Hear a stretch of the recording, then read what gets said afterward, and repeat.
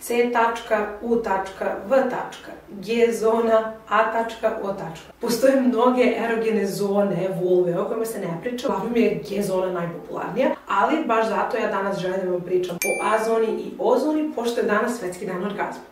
A zona nalazi se na prednjem vaginalnom zidu, isto kao i G zona, samo što otprilike 5 do 7 cm dublje, to naravno zavisi od devojke do devojke, i nalazi se, da kažemo, sa prednje strane, otprilike grlića materice. A kada pogledamo sa zadnje strane ili iza grlića materice, tu se nalazi O tačka. O zona ili tačka je zapravo najdublja penetracija do koje možete stići u vaginalnom kanalu i nije svima udobna ili prijatna, a nekome daje vrlo intenzivne i jake orgazme.